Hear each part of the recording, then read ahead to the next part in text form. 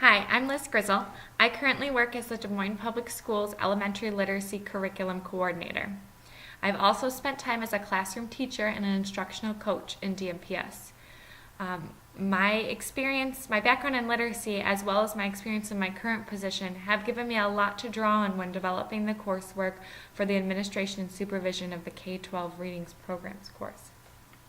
During the last half of the course, students will be asked to deepen their understanding of reading programs by analyzing their own building's or district literacy program. This will be done through the paper titled An Evaluation of School-Wide Literacy Program Analysis.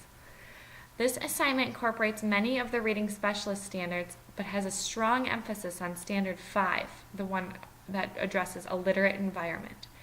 This standard requires that candidates create a literate environment that fosters reading and writing by integrating foundational knowledge, instructional practices, approaches, and methods, curriculum materials, and the appropriate use of assessments.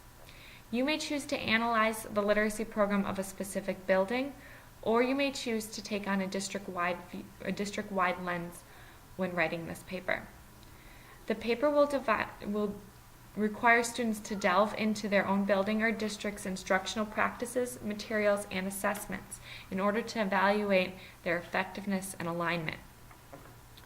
You'll focus on Wepner's 10 principles that are outlined on page 163. You'll address how your school or district's literacy program addresses each of these principles. The assignment will give a strong indication of your overall understanding of effective literacy programming, and thus it's a very appropriate assignment to include in a portfolio. When developing your writing for this artifact, you'll use basic introduction and conclusion design so that a thesis statement is incorporated at the start of your paper, which gives an overall idea of how well you believe your school is creating a literate environment according to the understandings that you've developed during your teaching experience, your discussions and assignments in this class and others, as well as the 10 principles that Wepner outlines on page 163. Your thesis should be supported in paragraphs that follow the introduction, as you describe how your building's program meets or does not meet each of the 10 principles. This means you'll need to include specific examples and non-examples based on your own experience in your building or district. My organizational suggestion might be to develop one paragraph to discuss each of the 10 principles. As you address how your building incorporates each principle, also include your suggestions on how to improve or strengthen the program in each area. Describe some steps you would take as a literacy leader in that building to enact those changes.